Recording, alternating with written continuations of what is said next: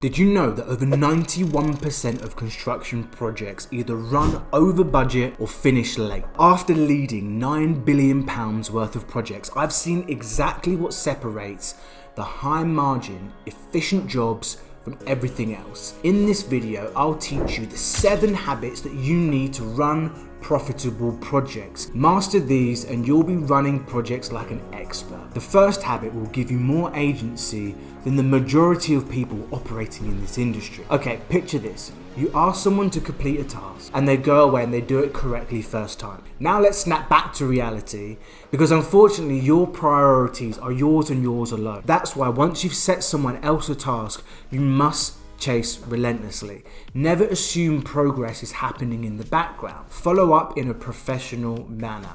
And if you don't get a response, do it again. And then again if you have to. Parkinson's law is real.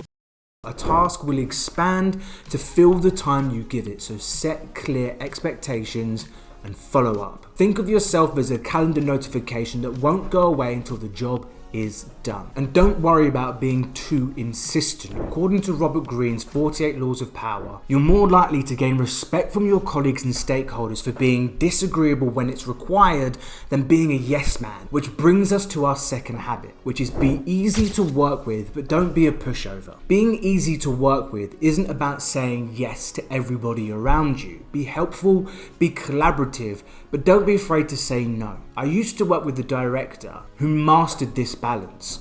Whenever anyone came to him with ideas that weren't quite ready for implementation, he'd always say, maybe that's an idea for later. And my logic behind us not doing this now is X, Y, Z. No one felt dismissed because he always explained his reasoning. He made sure that everyone understood the real priorities, and by sharing the logic behind his decisions, he helped his team grow into better decision makers themselves. So be helpful when you can, and if you're in a decision making role, always share the why behind your answers. Help people understand the why so you can nurture them into better decision makers. But while helping others is important, there's something that must be mastered to truly achieve profitable projects, and that's leading by example. And this brings us to habit number 3. Set the example of excellence. If you want your team to drive your project forward, you have to set the bar of excellence yourself. Take Michael Jordan. He was famous for making everyone else around him raise their game,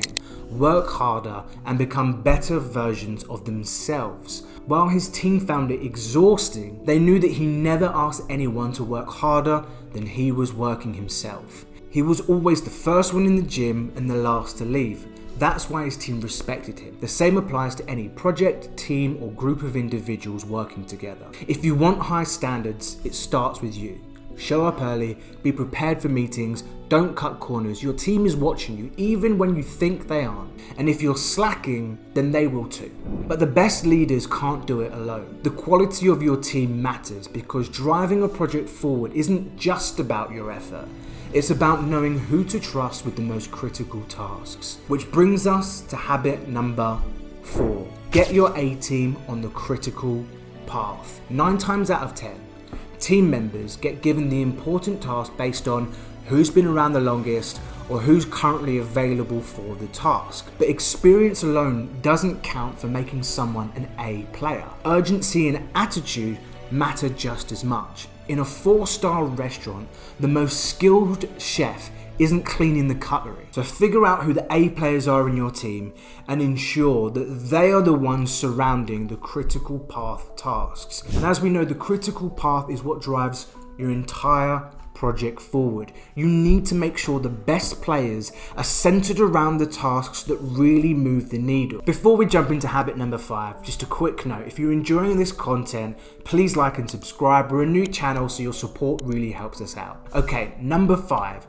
One of the easiest yet most effective on the list, and it's to confirm clarity. I saw one of my junior team members rise through the ranks incredibly quickly because of this one trick. Whenever they were getting a verbal instruction or when a meeting was wrapping up a key decision, he would always say, okay, so what we're saying is we need X and this is how we're going to do it. That extra 5 to 10 seconds gave everyone a chance to add missing details or correct mistakes there and then on the spot. Suddenly, everyone knew exactly what needed to be done, how it needed to be done, and who specifically was responsible for completing that task. And this skill can be honed regardless whether you're giving the instruction or receiving the instruction. Clearly repeat back your understanding of what you've heard, or if you're the one assigning the task, ask the person to confirm their understanding to you. It's a quick way to make sure both parties are aligned. Simply add this to the end of every discussion to save everybody a significant amount of time. So you say, just to make sure we're aligned, what we're asking for is X, and therefore the deliverable would be Y, and we're looking to get this delivered by Z. So far we've focused on the human aspect of running a profitable project. The last two habits are practices that will vastly increase your efficiency. Bringing us to number 6, breaking down the bottlenecks. When your project hits a delay, there's rarely one culprit. It's usually caused by a multitude of tasks that need to happen simultaneously. When this happens, as it always will, here's how to fix it. Break down the roadblock into individual tasks, like building a wall, one brick at a time. Put those tasks in order and assign each one to a specific person. And remember, habit 4, make sure your A players are on the critical path and most complex tasks. This will solve 99% of your stalled project's root problems. And last but definitely not least, habit number 7. This one transformed the way I worked, allowing me to answer project questions on the spot to keep meetings moving forward. So no more meetings where the correct information needed to make progress isn't in the room,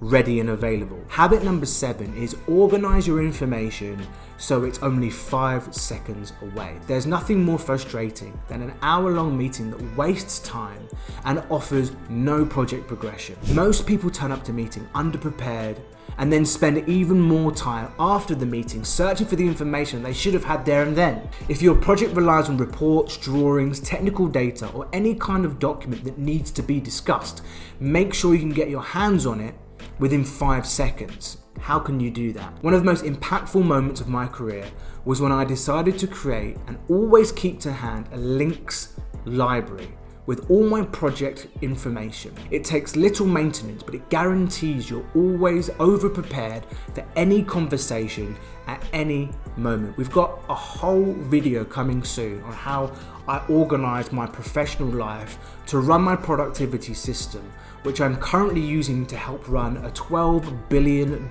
mega project in the Middle East. So hit subscribe if you want to see exactly how this works. And there you have it. Master these 7 habits and you'll be running projects like the best in the world, and you'll guarantee yourself a reputation of absolute excellence. If you found this video helpful, don't forget to like and subscribe. It helps us reach more people and keep making content like this. If you think we've missed anything off the list, what's your most powerful tool or hack that you use to keep projects moving forward? Thanks for your time, guys, and I'll see you in the next one.